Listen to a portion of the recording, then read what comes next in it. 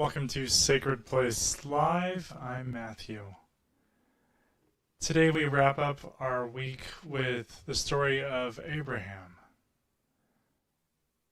I want to take one more look at this story. We've talked about how Abraham got to this place. We'll take both sets of text and look at them together today. But I want to first open with a song.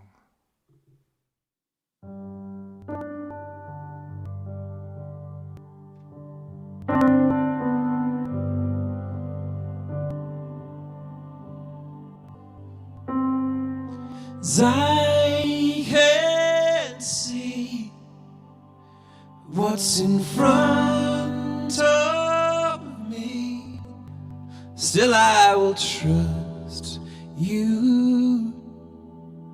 Still I will trust you.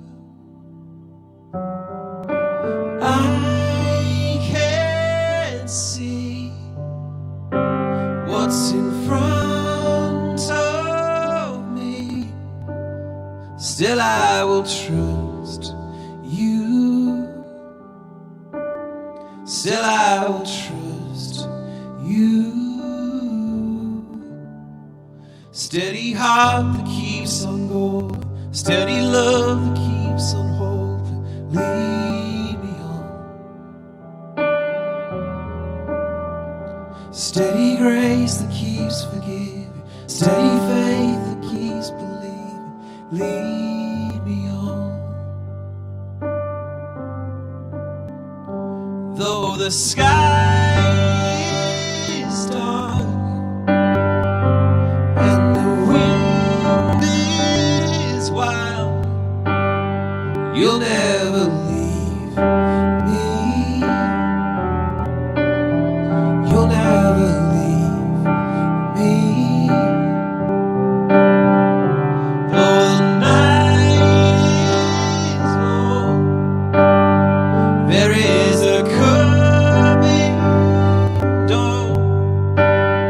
The light is breaking. The light is breaking. Steady heart that keeps on going, steady love that keeps on hoping, lead me on. Steady grace that keeps forgiving, steady faith that keeps believing, lead me on.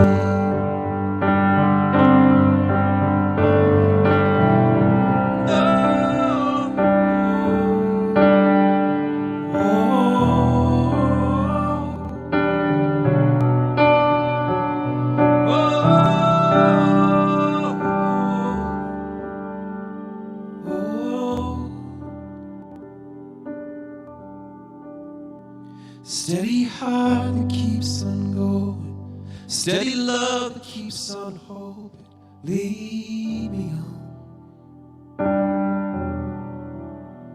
Steady grace that keeps forgiving, steady faith that keeps believing, lead me on.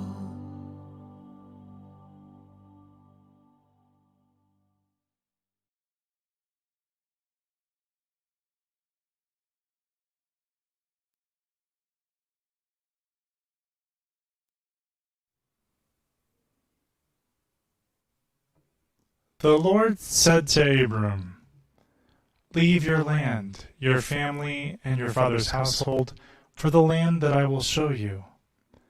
I will make of you a great nation, and will bless you.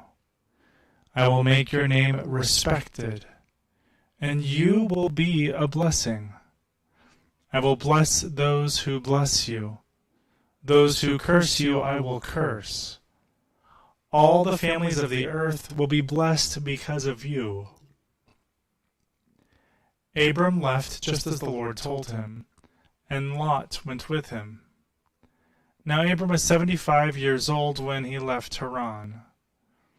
Abram took his wife Sarai, his nephew Lot, all of their possessions, and those who became members of their household in Haran. They set out for the land of Canaan.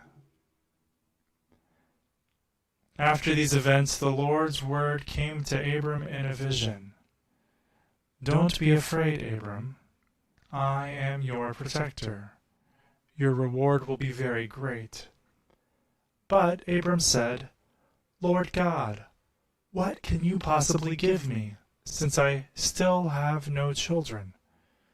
The head of my household is Eliezer, a man from Damascus." He continued, "Since you haven't given me any children, the head of my household will be my heir." The Lord's word came immediately to him. "This man will not be your heir. Your heir will definitely be your very own biological child." Then he brought Abram outside and said, "Look up at the sky and count the stars if you think you can count them." He continued, "This is how many children you will have." Abram trusted the Lord, and the Lord recognized Abram's high moral character.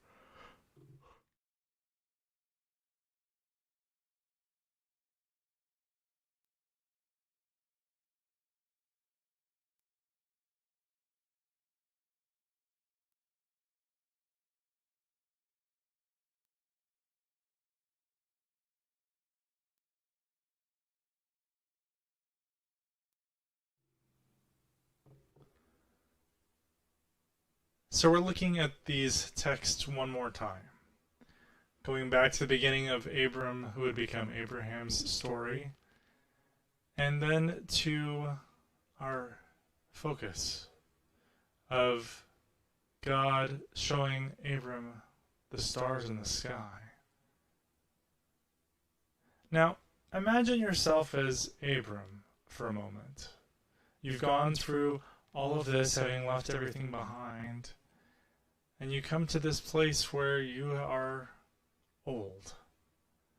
And the promises you have been given seem impossible. I can imagine Abram was full of doubt. Sitting in this place inside of his own tent, inside of his own mind, of his own understanding, he feels stuck. There's no way that the things for which he has dreamed, the things which God has promised him, are ever going to come true. God is not holding up God's end of the deal. God has failed him. So God comes to Abram in a vision and says, "What I've promised you is still going to happen."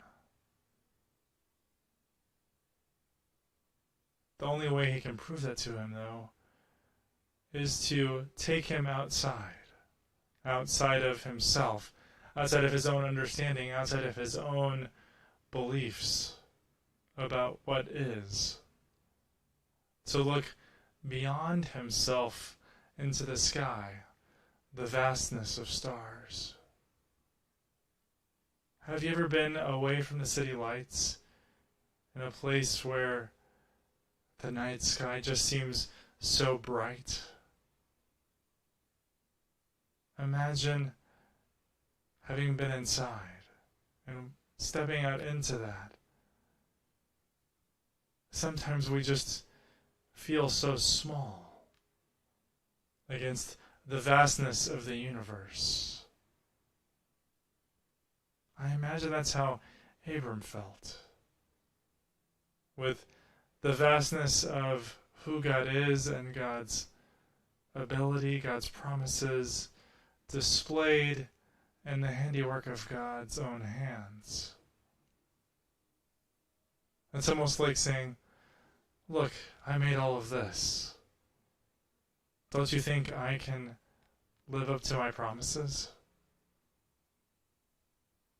So often we get stuck in that place where the things that we hope and dream for seem so impossible that we kind of give up. we lose hope. Now, everything that's going on in the world is a lot of reasons stacked against us for having hope. Just getting by, making it from day to day can be hard enough. On this Friday at the end of a week, it's hard to keep track of where we are. How is it already mid-September?